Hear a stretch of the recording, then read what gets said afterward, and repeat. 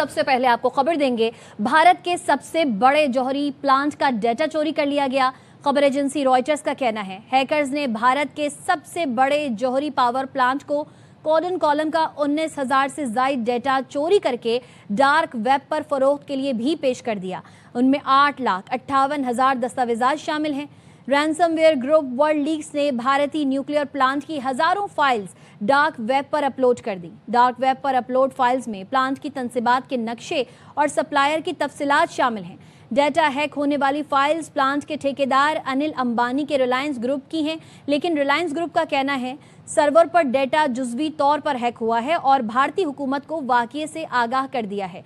अनिल अंबानी के रिलायंस ग्रुप का data third party भारतीय डेटा सेंटर कंपनी योटा के सर्वर से हैक हुआ है। इसी पर बात करने के लिए हमारे साथ मौजूद हैं ब्रिगेडियर रिटायर्ड अहमद सईद मिनाह साहब। ब्रिगेडियर साहब, भारत के सबसे बड़े जौहरी प्लांट का डेटा चोरी कर लिया गया है और खबर एजेंसी रॉयटर्स का ये बताना है कि हैकर्स ने भारत के सबसे बड़े जौहरी पावर प्लांट कोडन कॉलम का 19,000 से ज्यादा डेटा चोरी करके डार्क वेब पर फरोख्त के लिए भी पेश कर दिया गया है। कैसे देख रहे हैं?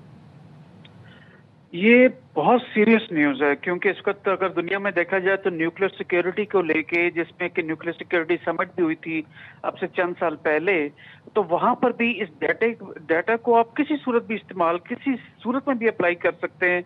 आप इसकी अगर ऑपरेशंस में अगर हैक करके आप इस डेटा को अपने मतलब के हिसाब से अगर इस्तेमाल करें तो आप इसका जो कोर है उसको अफेक्ट कर सकते हैं। तो ये तो बहुत छोटी खबर नहीं है। और माजी के अंदर भी 2019 में भी जैसे कोरिया के अंदर इस तरह की हरकत हुई थी तो उसको भी बहुत सीरियसली लिया गया था। अब इंडिया में अगर ओवरऑल अगर आप देखें तो वहां पे जो एक इलिसिट ट्रैफिक डाटा बेस है, ITTB कहते हैं, उसका जो डाटा है या उसका जो सारा इंफ्रास्ट्रक्चर जो IAEA में मेंटेन होता है, वहां पर भी इंडिया का जो है खासा बुरा रिकॉर्ड रहा है, जिसमें कि ना सिर्फ डाटा की लीकेज बल्कि फिजिकल मूवमेंट जो फिसाइल मटेरियल की होती है उसके मुतालिक खासे कंसर्न्स रेज किए गए हैं। तो IAEA और प्राइमरीली जो दीगर इस तरह की जो मॉनिटरिंग एजेंसीज हैं उनको मेरे ख्याल में शदीद इसमें एक्शन लेना पड़ेगा, क्योंकि इस तरह की चीज अगर कोई लीक होती है तो उसके अगर कोर के अंदर जाके वो कुछ भी उसके डाटा को मैनिपुलेट करते हैं तो ये जो है मेल्ट डाउन की तरफ भी चीजें जा सकती हैं और वहां पर लिवेबिलिटी जो है उस इलाके की जहां पर ये न्यूक्लियर पावर प्लांट मौजूद है वो क्वेश्चनेबल हो जाती है। तो लिहाजा दुनिया में जो न्यूक्लियर सेफ्टी और सिक्योरिटी के हिसाब से दोनों एंगल से देखा जाए तो ये इंडिया की बहुत बड़ी नाकामी है।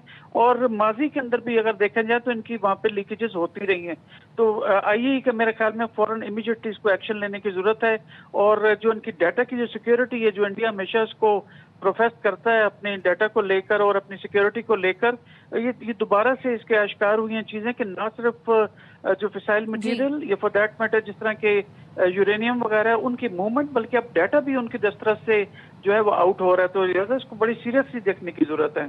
जी ठीक है, ब्रिगेडियर रिटायर्ड अहमद सईद मिनाह साहब हमारे साथ मौजूद थे, आपका बहुत शुक्रिया।